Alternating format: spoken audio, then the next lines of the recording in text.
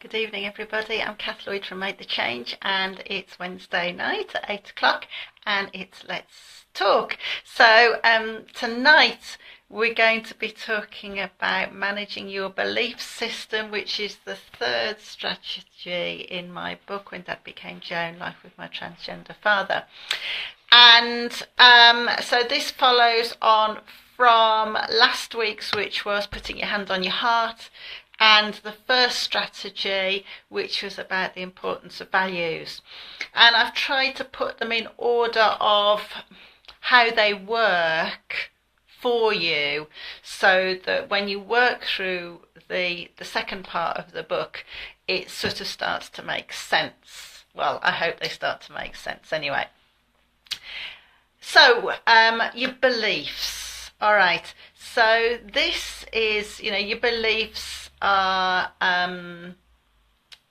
what you believe to be true about yourself, about other people, about science, about religion. And it took me quite a while to really understand that your belief system doesn't necessarily have to connect with religion. I don't class myself as a religious person, but it's about what, your thoughts and your feelings inside of you, which will have an effect on your thought processes, your decision making, your behaviors, the people that you enjoy being with, how you work, how you relate to what you do as a job, and will help you recognize your values in life and live by those values in life. And really they help us make sense of the world around us. Okay, so where do these belief systems come from? Well, when we're born, we don't have any beliefs. We are a blank canvas. We're starting from scratch. And so we learn our beliefs and our values, from other people around us. So our parents, our caregivers, the people who we spend a lot of time with. And it's how those people relate to us, how they talk to us, how they behave with us, and how they interact with us. And hi Jay, lovely to see you here. And so this is sort of the starting of the foundation of us, relating, how other people relate to us. So the next phase is called the modelling phase, and this is between the age of 8 and 13. And this is when we start to copy highly influential people. Now, I remember when my children were growing up and they were between this age gap, and it was when they rushed to answer the phone, not like now where the landline phone goes and they go, oh, it's not going to be for us, won't bother answering it. So it's when they rush to the phone. And I really noticed this with my children, that my daughter would was almost a replica of myself answering the phone. She talked in the same way. She used the same tone of voice. She used the same phrases. And our son just copied his dad, pacing up and down. And again, using the same language, the same tone of voice, and all of those different things. So that, really reinforced that part of the process for me. Then the third stage is the socialization period, and that is from 13 to 21. And this is when we're highly influential by our peers, people we admire, people that we can relate to, but also it might be, sort of differences that we see, and also we might actually be defiant of those in authority, because it is at this stage that we're really starting to build our own belief systems. So, how do we know these belief systems are true? Well, our memories, our brains are very, strange organ, well, it's a very strange organ, and the memory doesn't know what is real or what is a true fact and what isn't, because it's very fickle.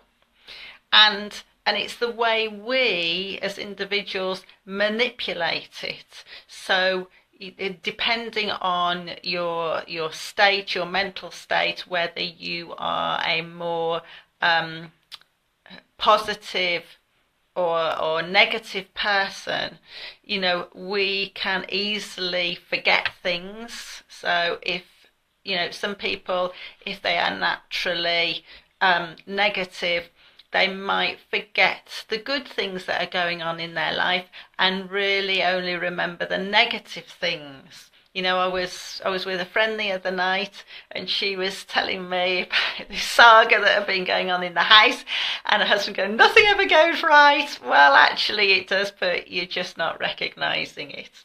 And so that is just a little example. And so, yeah, we can easily, depending on our state, we can easily forget the great things that have been going on and enhance other things that perhaps aren't going on, that aren't going very well for us. And this is also connected with our self-esteem and our confidence levels.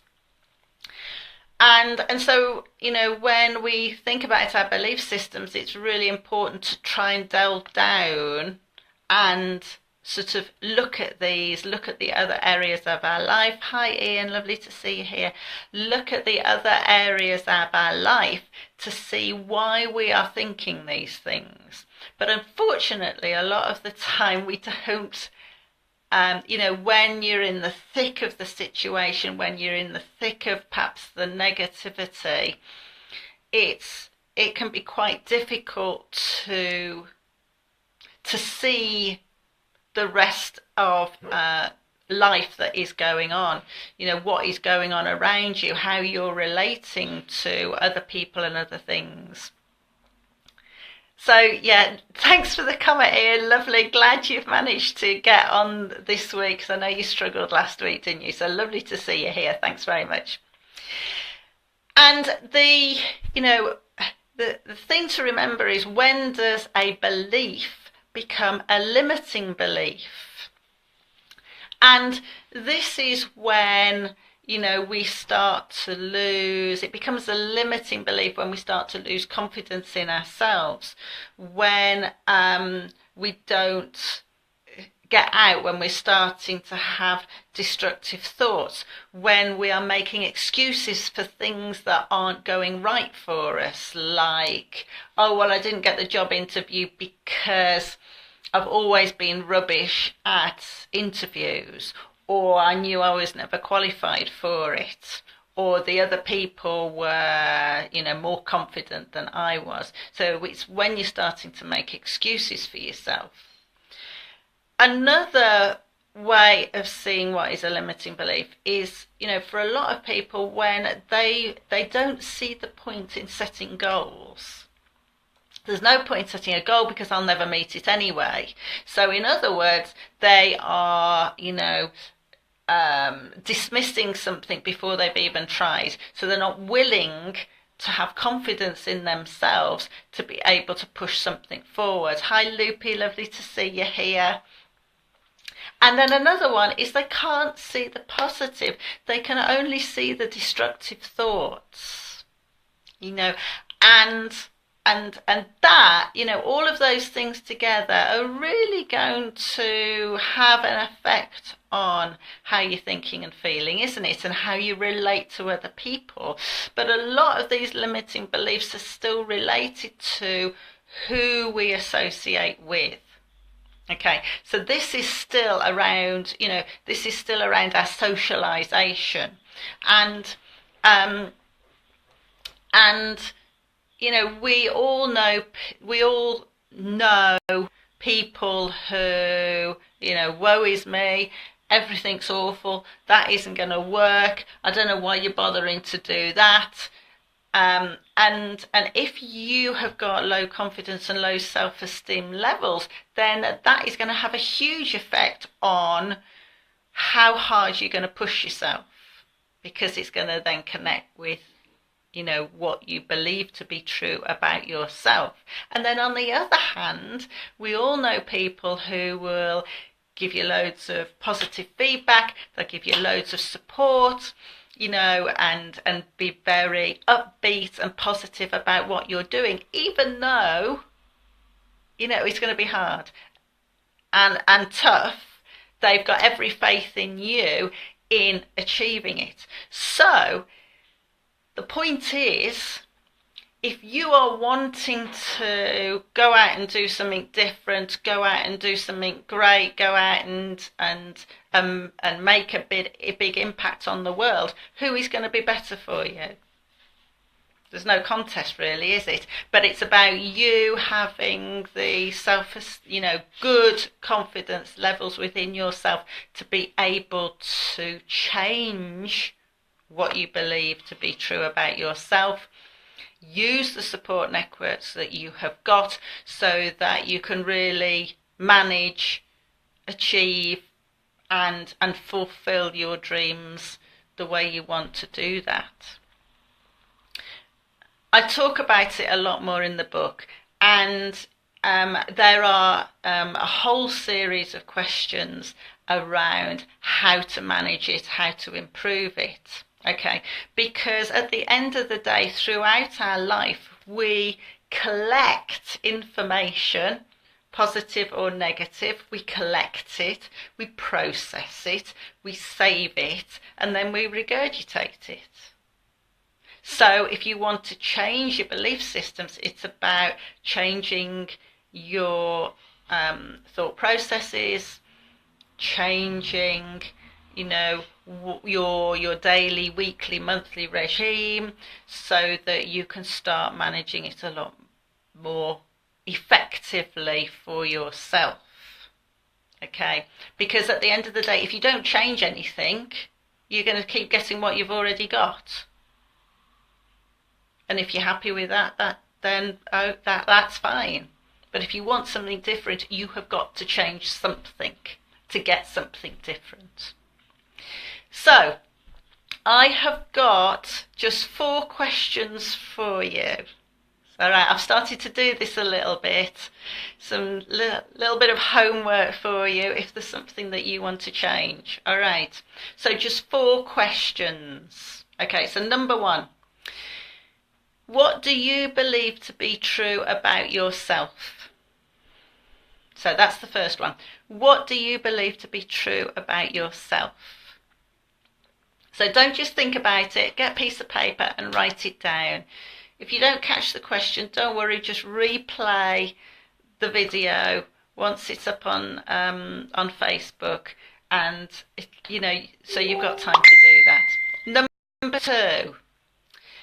Where did this belief come from?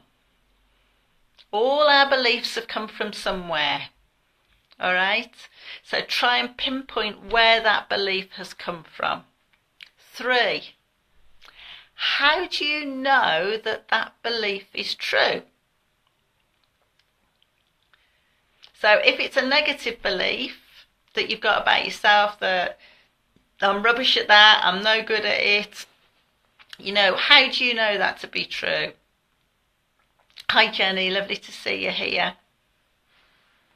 And then the last question is, what is the proof? Really good point. What is the proof that that belief is true? Because it might be that there is no proof, that you've made it up, that you've conjured it up out of somebody's, flippant comment, or, perhaps the flippant comment that was said when you happened to be perhaps poorly, really down in the dumps, and so you didn't see the light-hearted side of it. And this is the whole thing about our belief systems.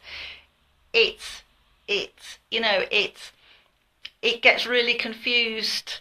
Our memories and our brains get really confused about everything else that's going on, and this is why it makes it quite complicated to start ironing these things out. But that's why you have to go through a process of questions to be able to start finding out what it is, where's it come from, is it true, and where's the proof?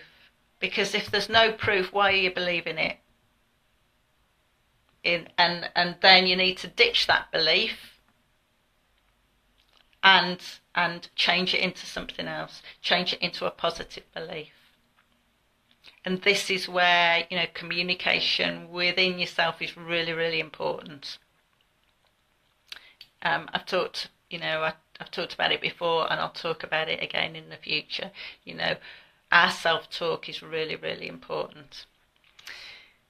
So that's the introduction, okay? And I'm really excited actually, because this weekend I'm going to Olympia for the Best You Expo, and I'll be on stand 19, and I'll be speaking about my journey as an author, why it's really important to manage change effectively. Okay, so I'll be talking about my book at 1:00. It's around 1:00 on Friday in the health and lifestyle section. So I'm really excited about that. And if you can come, it'd be fabulous to see you. If you can't make the talk, then do come and say, okay? And then the other great thing, which is going to be not long away, just a week and a half away, on Monday the 26th of February, is the official launch of my book.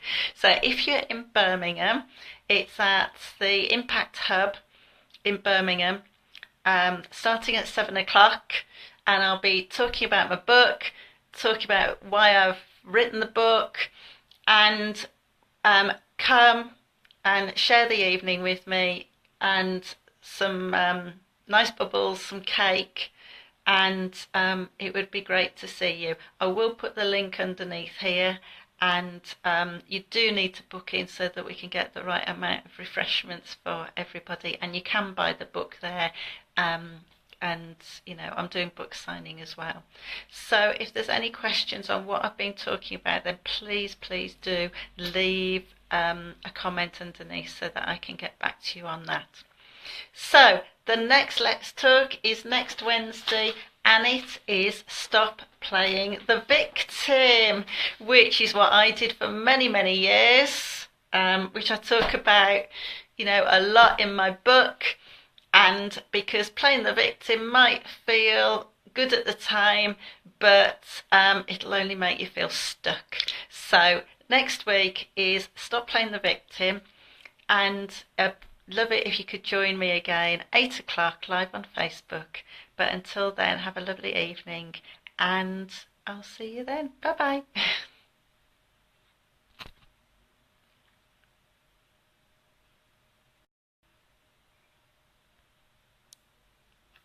I've lost you.